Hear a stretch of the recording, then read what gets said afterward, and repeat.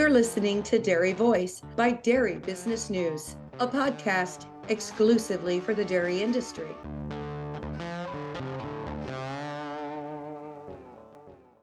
One of our sponsors of the Dairy Voice podcast is National DHIA. NDHIA ensures information accuracy and represents their members' interests. They are the direct voice for the dairy information industry. To find out more, go to dhia.org.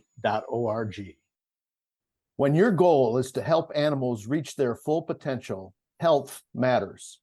Diamond V offers a fresh perspective on animal health, a perspective that supports gut health, strengthens immunity, and ultimately enhances performance. For those who choose to invest in keeping healthy animals healthy, feeding Diamond V makes a statement about another dimension of profit, where margins are measured by confidence in your future. To get a fresh perspective, visit diamondv.com, because animal health deserves a healthier approach.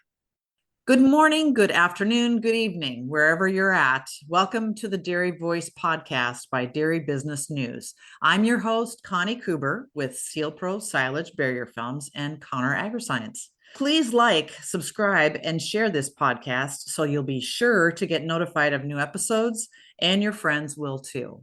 So today we're going to talk about all things economics and finances. My guest is John Ellsworth of Success Strategies Incorporated.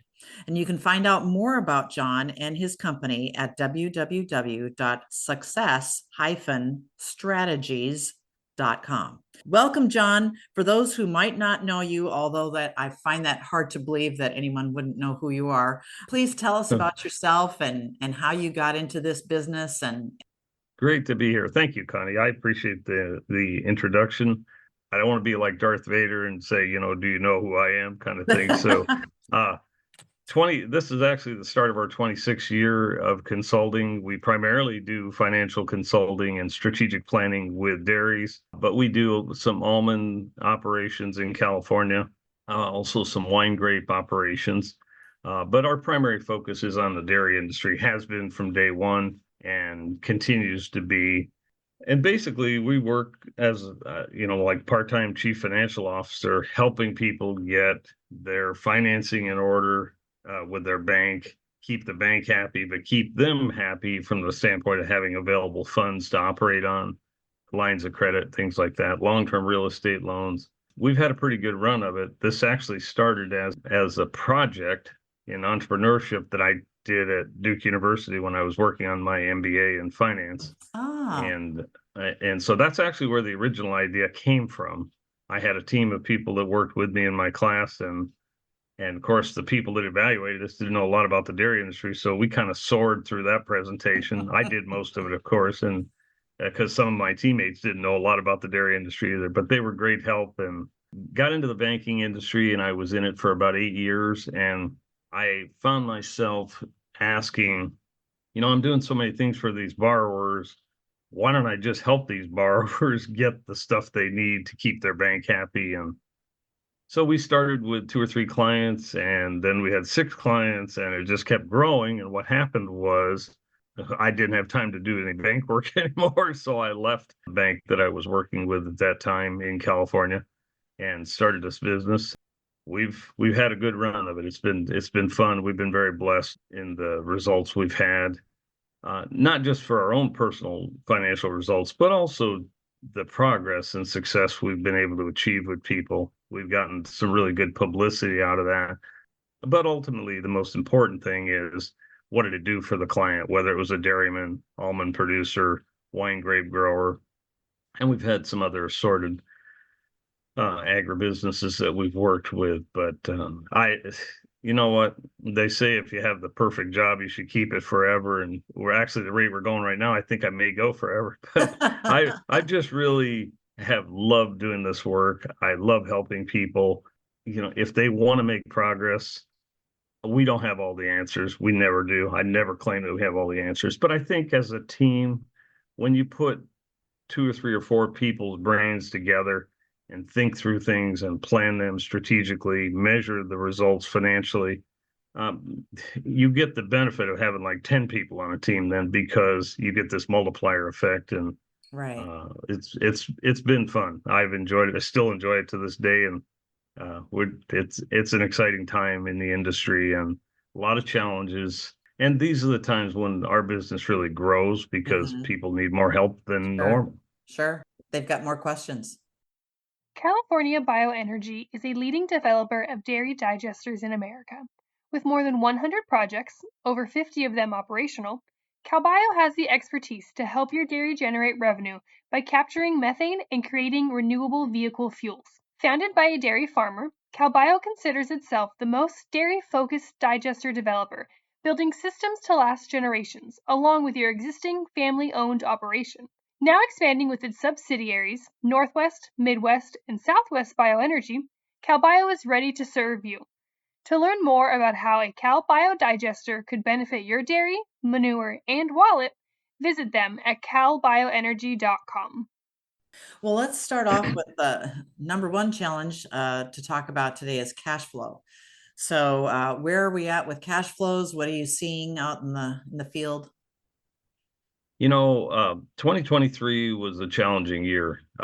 So if people have said, gee, I lost money, well, you know what? If you didn't lose money, you are really living a charmed life in the dairy industry in Yeah. 2023, because there will be some people that make money. There are some people that make money every year. I have some of those as clients and very fortunate to do so. But what I think 23 was a big challenge for cash flow. And frankly, I'm concerned that the first quarter for certain, maybe even the first half of 24, could be very challenging as well. Maybe Mhm. not quite as much because feed costs are coming down and that helps. Mhm. But I think it's going to be an uphill climb a little bit. And we have to remember too that it's not just the current revenue and expense in and out of a business, but a lot of people are playing catch up on payables and things like that from 2023. Right. Right. And the banks, frankly, while they've been very understanding in general,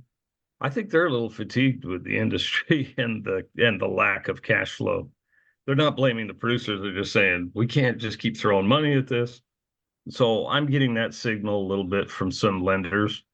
In all fairness, I mean, I was one of them, 25 years ago, and they tell me it was so much easier then. I never thought it was easy at all. In fact, I think my boss said if it was easy, anybody'd be doing it. Right. The reality is, I think it's a challenging time, and we've been through these before. We all like, wine and roses every year, but life just doesn't go that way. What's Matthew McConaughey say? Life isn't easy. It never was, it isn't today, and it never will be. So just get over that, get beyond that, and face reality. Set the hurdles for yourself.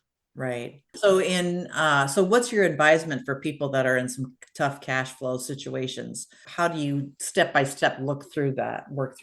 Well, what I always start with every client. In fact, I have a new client I'm starting with next month, but I take them through what I call a discovery process, because I think first and foremost, they need to know where they are, and I want to know where they want to go, because I say this to clients all the time. I love doing this work, but this work isn't about me, it's about you. Mhm. And so if we don't focus on what they want, I could take them a lot of places. And I say this to people, I go, well, I could take you a lot of really great places, but I don't want you to look at me 5 years from now and go, this is nice, John, but this really isn't where I wanted to go. So we have a formal process I take people through, and we charge them for it. But I think it's money well spent, well invested on their part, because 2 years from now, 4 years from now, whatever time period you want to look at, we can say, hey, Mr. or Mrs. Dairyman, this is what you said you wanted to do. How do you feel about that?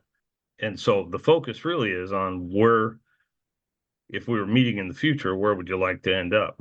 Right. I think that's because then we'll build our program around that. Mhm. But then we get into the nitty gritty of financial analysis, and that takes a lot of time. But you know what? It has a great payback. And I think working with cash flow analysis every month for clients, for dairy clients in particular, is I think it's crucial because I've said this 100 times before. If we measure something, we can understand it.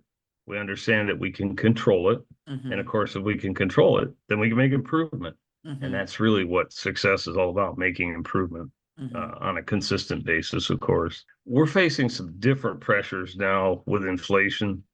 And my wife and I just built a home, not terribly, moved in about 3 months ago. So the last 3 years of building a house, I mean, I feel your pain. If you're telling me, oh, you don't know, see, I do know. I felt it in a big way. Right. And I feel blessed that we were able to get into this home on some acreage, but it was a process. And man, it was a long-term plan. It took us 3 years from the day we bought the land until we got there. So, and I think that's in the case of producers, they need to know where they want to go, because between where you are and where you want to go, there are going to be obstacles. Right. There are going to be hurdles. And so my process is, then let's identify those. And then the next step beyond that is, okay, we listed the top 4 or 5 obstacles. What do we need to do to get past those? And that's what I call a game plan, and move forward from that. And then you measure the results, make adjustments.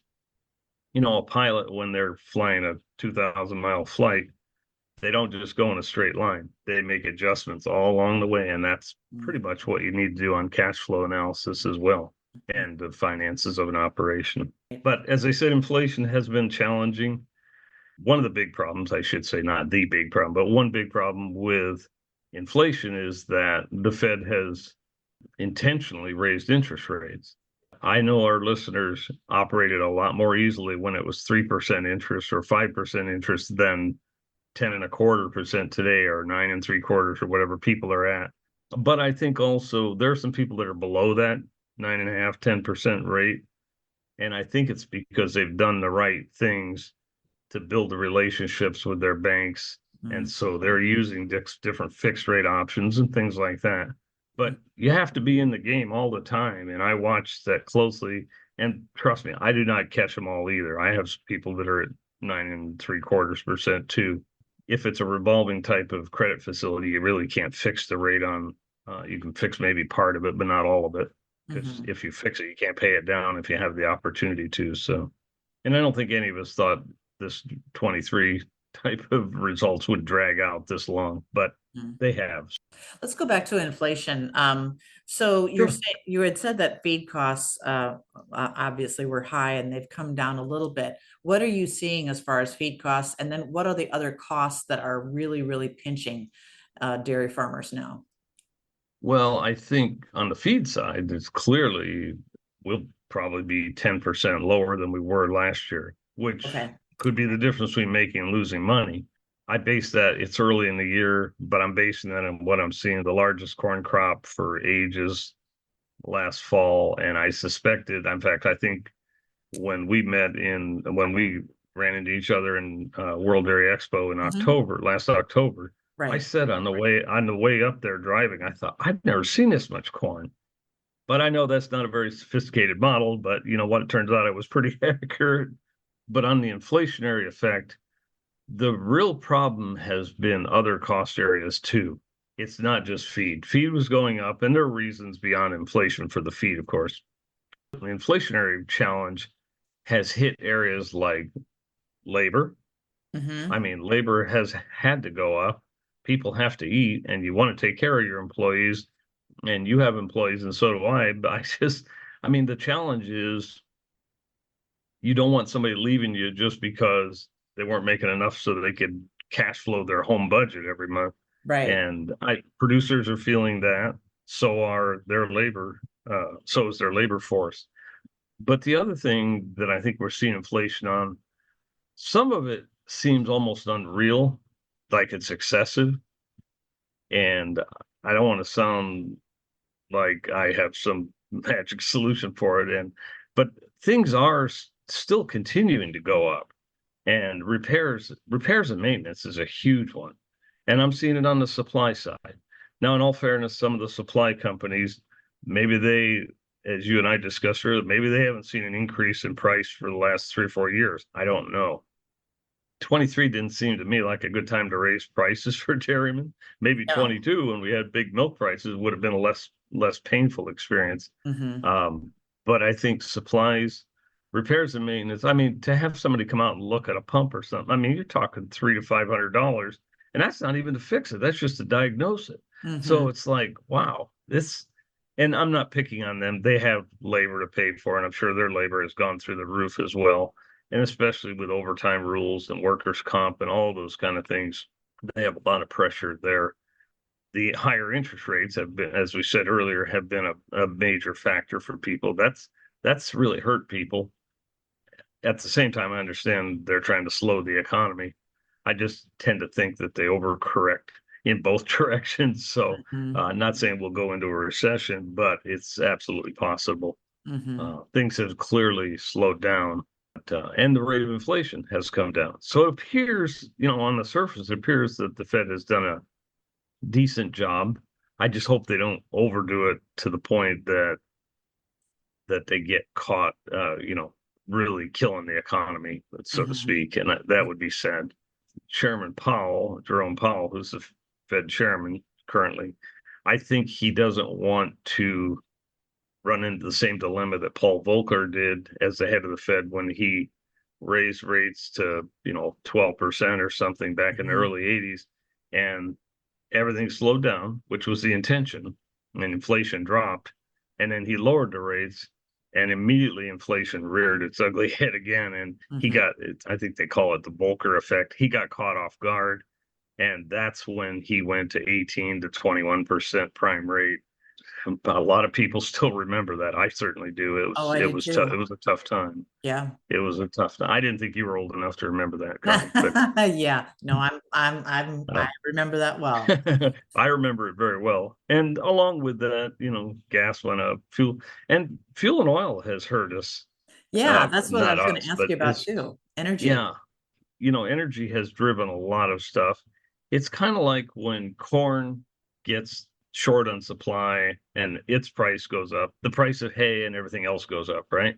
Well, same thing with oil. If oil goes up, fuel prices go up, it trickles into a lot of other things. Anything that has, rubber, plastic, all those kind of things.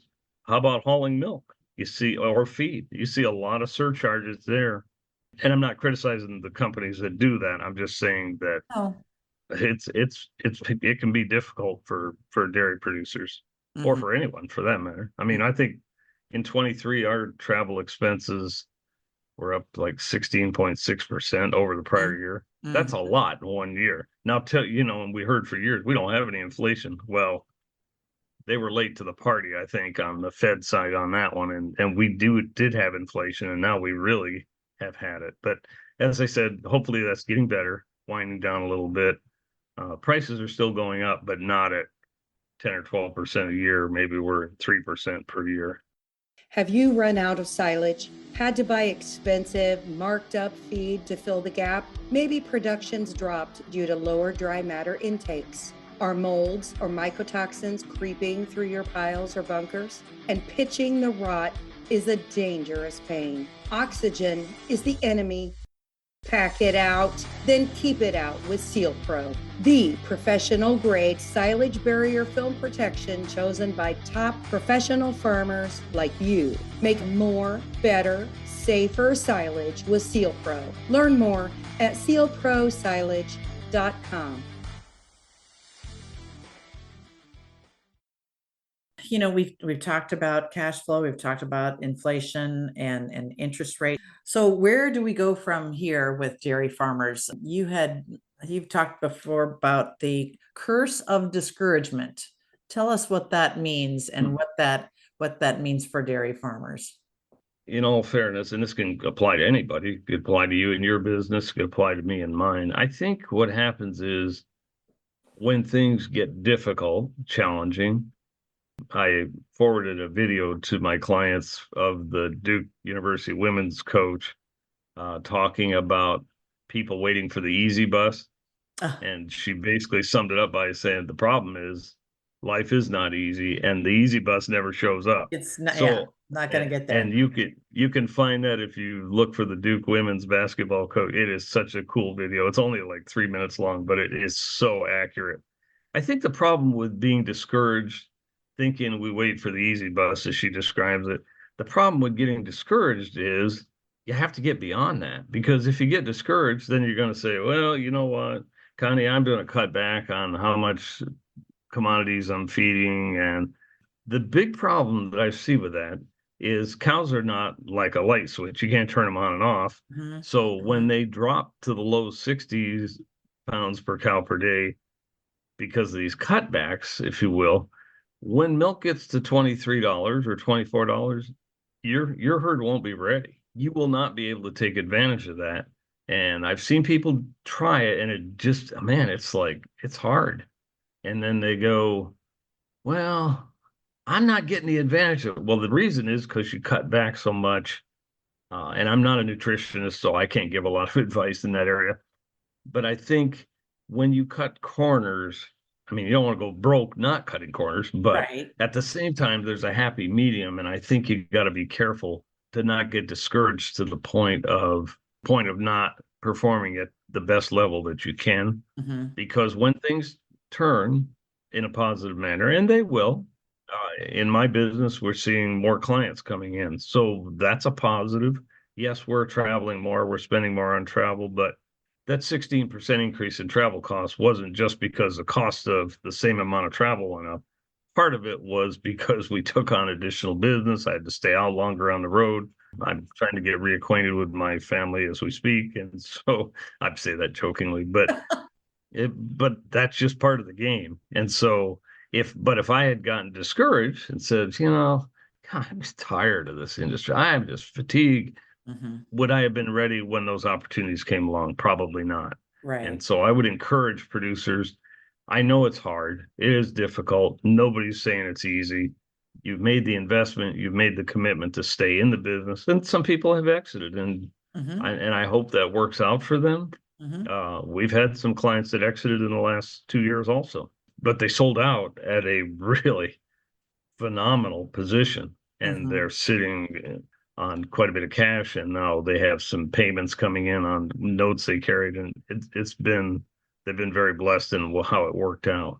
But I think going back to the curse of discouragement, you don't want to get to the point of being discouraged where you're not thinking positive at all. And I know it's challenging. I know it's tough. But as my boss told me 30 years ago, he said, John, if it was easy, anybody would do it. And the reality is you are doing it. So stay in the game, keep your head in the game, and do that measurement stuff that we talked about, because it's the best way I know to stay on a positive plane. Right. And be ready. So when the milk prices do go up, let's say they go up astronomically in July. I don't know if that's going to happen, but if they go up to $2 a hundredweight, you want to be making as many hundredweights as you normally would.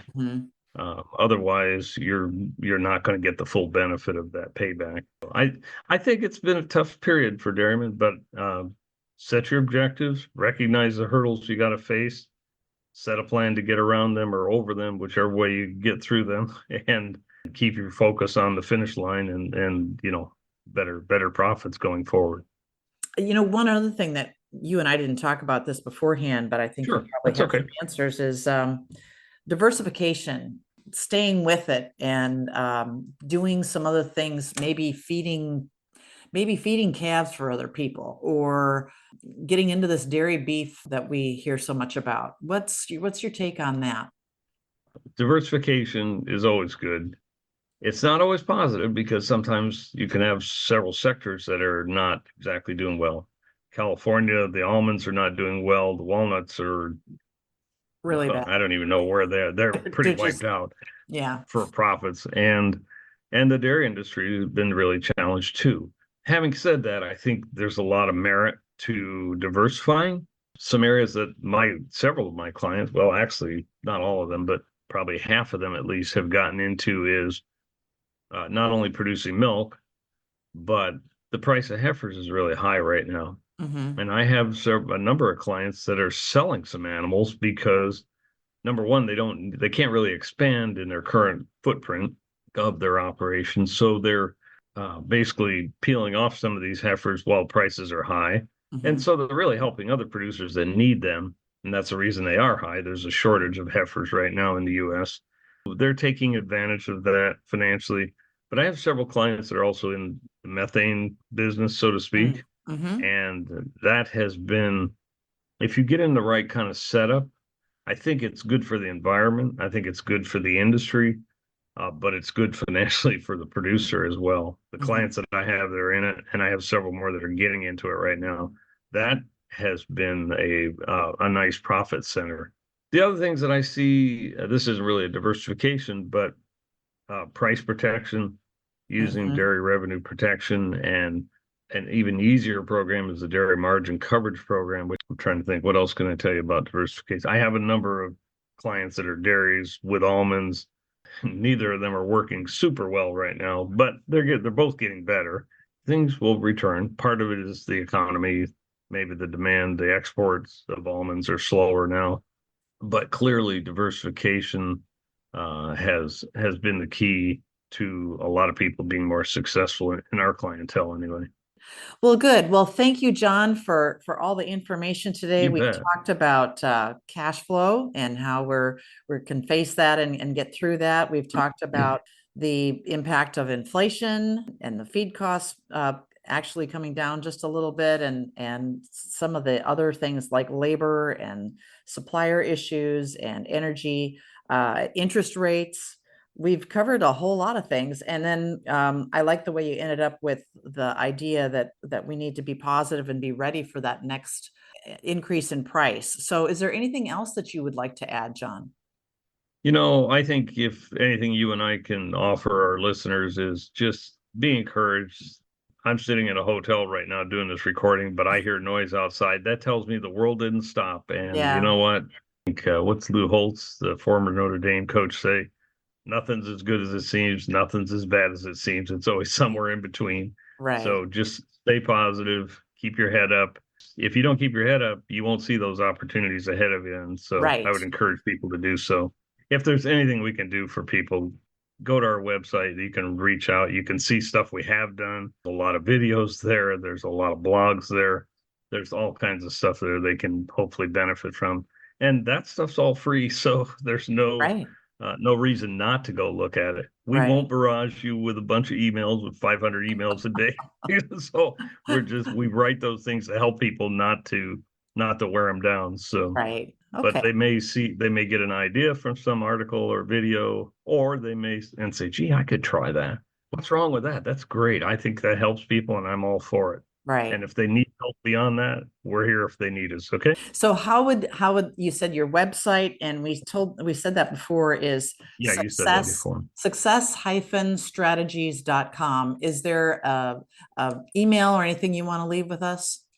The best way to reach me is at John, John, at success-strategies.com. That's my personal email. And well, it's not my personal email, it's personal and business, I guess. I only Right. have one, but people can reach me. And you know what? We don't charge to brainstorm with people. I went and met with somebody last week for 2.5 hours. As a result, they've decided to hire me, and I think that's fantastic. But as long as my schedule permits, Mm-hmm. I'm happy if I'm in an area to go visit with people. And Right.